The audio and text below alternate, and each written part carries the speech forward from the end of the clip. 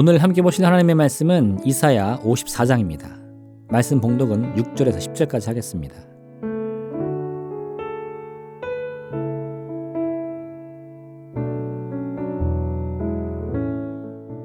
여호와께서 너를 부르시되 마치 버림을 받아 마음에 근심하는 아내 곧 어릴 때에 아내가 되었다가 버림을 받은 자에게 함과 같이 하실 것임이라. 내 하나님께서 말씀하셨느니라. 내가 잠시 너를 버렸으나 큰 긍휼로 너를 모을 것이요 내가 넘치는 진노로 내 얼굴을 내게서 잠시 가렸으나 영원한 자비로 너를 긍휼히 여기리라. 내 구속자 여호와께서 말씀하셨느니라. 이는 내게 노아의 홍수와 같도다.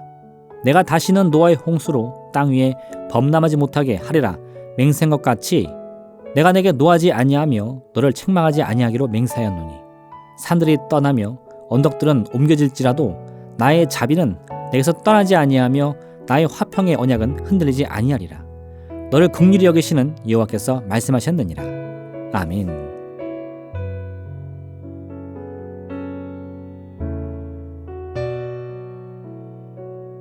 하나님께서 이스라엘의 죄악 때문에 그들에게 재앙을 내리신 이후에도 결국 자신의 백성을 구원하시려는 이유가 오늘 밝혀집니다. 이사야는 그것이 바로 하나님의 긍휼 때문이라고 말합니다. 하나님의 심판을 받은 이스라엘은 자신들의 죄를 스스로 뉘우칠 수 있을까요? 자신들에게 심판을 내리신 하나님의 진짜 뜻과 섭리를 올바로 깨달을 수 있을까요? 그렇지 않습니다. 역사적인 기록만 보더라도 이스라엘이 하나님의 참뜻을 깨닫는 데에는 오랜 시간이 필요했습니다. 그들은 예루살렘의 멸망을 바라보며 끝없이 낙심하며 절망했던 것입니다.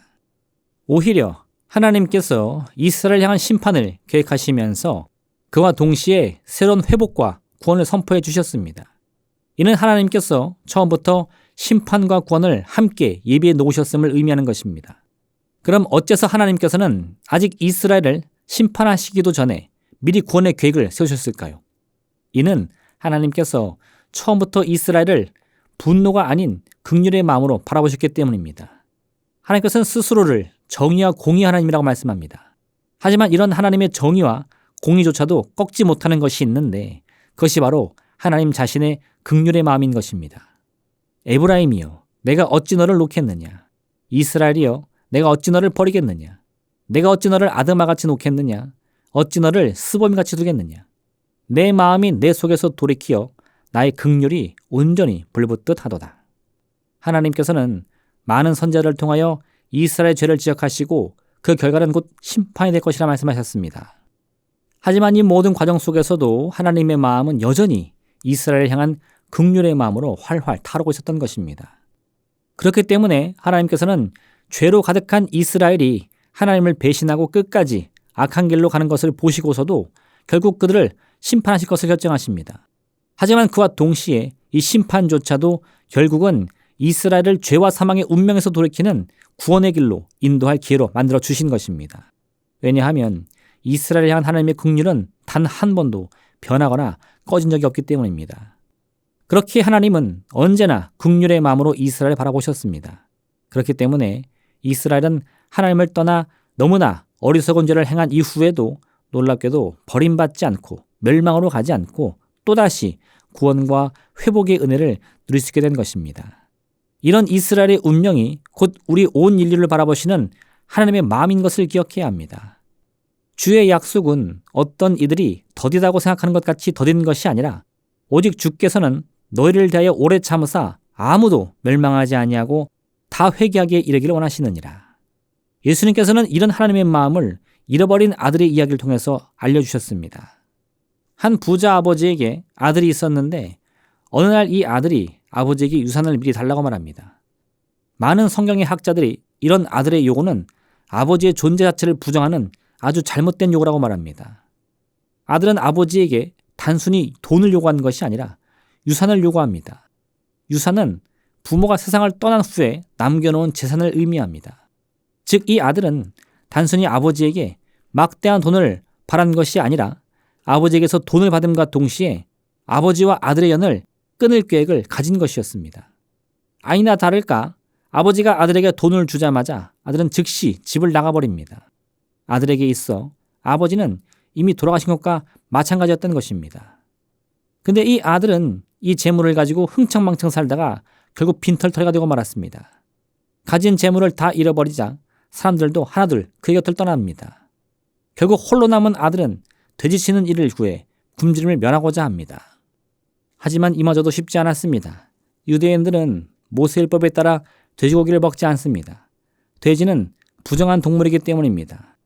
부정한 것을 먹거나 만지면 그 사람도 부정한 사람이 되고 마는 것입니다. 정결례를 통해 부정함을 벗어날 때까지 그는 유대인 무리에 함께 갈 수 없습니다. 즉 이 아들이 돼지치는 일을 구했다는 것은 이 일이 아니면 먹고 살 때도 막막한 아주 비참한 처지에 이르렀음을 알려주는 것입니다.